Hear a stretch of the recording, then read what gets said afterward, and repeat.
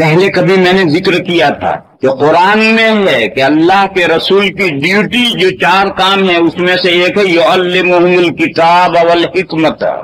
حضور صحابہ کو قرآن سکھلاتے تھے اور حدیثیں سکھلائی. یہی قرآن اور حدیث جو حضور نے صحابہ کو سکھلائی وہی دین ہے.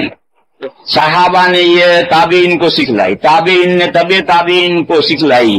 وہاں سے اسی طریقے سے یہ دین آج تک چلا آیا. مودودی صاحب نے اسلاف سے دین فہمی کا سلسلہ کٹ آف. انہوں نے کہا دین سمجھنے کے لیے اسلاف سے کوئی تعلق قائم کرنے کی ضرورت نہیں ہے. دین ہم خود قرآن و حدیث ہم خود سیکھیں گے، خود سمجھیں گے. اور اسی کا نام ہے ماڈرن اسلام. یہی ان کا ماڈرن اسلام ہے. کیونکہ یہ قرآن و حدیث جس طرح سے حضور نے صحابہ کو سکھائے، صحابہ نے تابعین کو سکھائے، اسی طرح سے پہلی نسل اگلے نسلوں کو سمجھائے گا کہ جو اولڈ ٹائپ اسلام ہو، جو 1300 سال سے اسلام آ رہا ہے وہ اسلام ہے. یہ کہتے ہیں نہیں، یہ اولڈ ٹائپ اسلام ہمیں نہیں چاہیے، ماڈرن اسلام. ماڈرن اسلام کیسے ہوگا؟ ماڈرن اسلام کا ایک ہی راستہ ہے کہ قرآن و حدیث سمجھنے کا اسلاف سے جو طریقہ چلا آ رہا تھا ہم اسے نہیں لیں. ہم تو قرآن و حدیث کو خود سمجھیں گے، سیلف مین ہیں. یہ سب سے بڑی گمراہی ہے، اس سے بڑی کوئی گمراہی ہے ہی نہیں. میرے بھائیوں، قرآن حدیث ماڈرن میں ہیں یا اولڈ ہیں؟ اولڈ ہیں.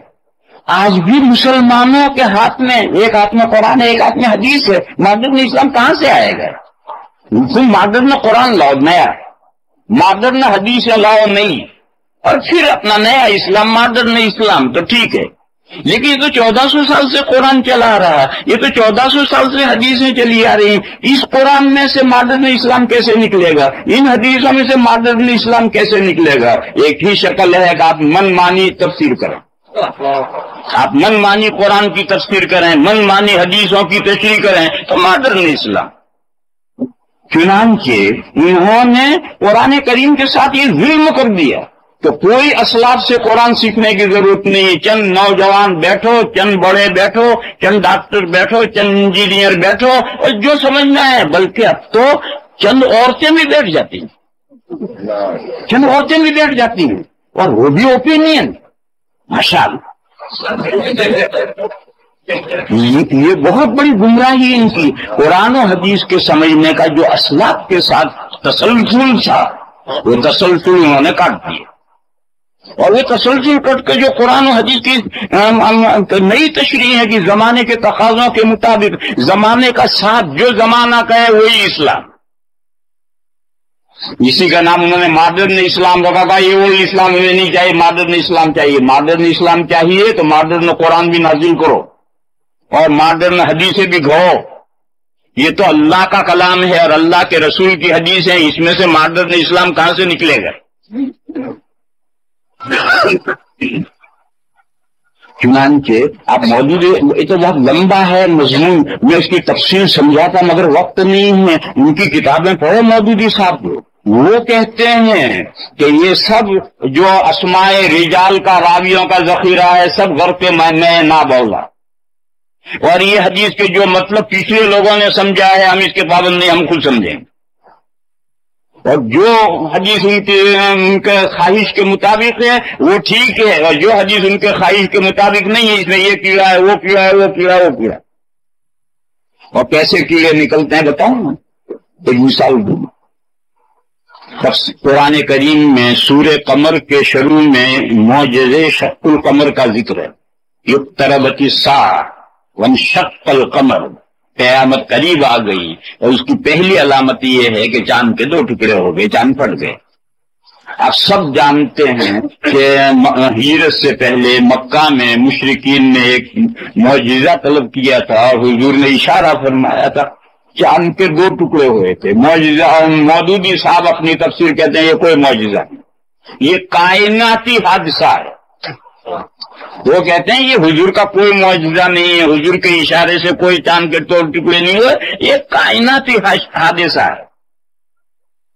اور 3 روایتیں ہیں، نہایت اعلیٰ درجے کی مضبوط روایت. ایک حضرت عائشہ کی روایت ہے کہ مشرکین نے مطالبہ کیا، حضور نے اشارہ فرمایا کہ آم کے 2 ٹکڑے ہوئے۔ ایک حضرت ابن مسعود کی روایت ہے، ایک حضرت زید ابن ثابت کی روایت ہے۔ 3 اعلیٰ درجے کی صحیح روایتوں پر مدار ہے۔ تو مودودی صاحب کیا کہتے ہیں؟ زید ابن ثابت تو انصاری صحابی ہیں، وہ جب واقعہ ہجرت سے پہلے مکہ میں پیش آیا تو یہ وہاں تھے، ان کو تو وہاں تھے ہی نہیں، لہذا ان کی روایت دیتا۔ اور کہا حضرت عائشہ جب یہ واقعہ پیش آیا تو پیدا ہی نہیں ہوئی تھی، یا پیدا ہوئی تھی تو دودھ پیتی بچی تھی، لہذا وہ روایت بھی گئی۔ اور کہا ابن مسعود وہ بیچارے اکیلے ہیں، یہ بھی گناہ ہے کہ اکیلے ہیں۔ ایسی ایسی تنقیدیں ہیں ان کی۔ غرض ان کے یہاں اسماء رجال کا جو ذخیرہ ہے، حدیث کی کتابیں ہیں، حدیثیں ہیں، سب بیکار ہے۔ وہ جو حدیث چاہیں گے وہی صحیح ہے، دوسری صحیح نہیں۔ میں کہہ رہا تھا کہ چوتھی بات جو ہے جو سب سے زیادہ خطرناک ہے وہ یہ ہے کہ دین کا جو افہام و تفہیم کا حضور کے زمانے سے ایک مسلسل سلسلہ چلا آ رہا تھا، انہوں نے اسلاف سے اس کو کاٹ دیا، اور کاٹ کر کے من مانی دین کی، قرآن کی تفسیریں بھی من مانی، حدیث کی تفسیریں بھی من مانی، اور اس کا نام رکھا انہوں نے ماڈرن اسلام۔ اور اسے سوچنے کی بات یہ ہے کہ جب یہ قرآن اور یہ حدیث ہے تو ماڈرن نہیں ہے، یہ تو 1400 سالہ اولڈ ہے۔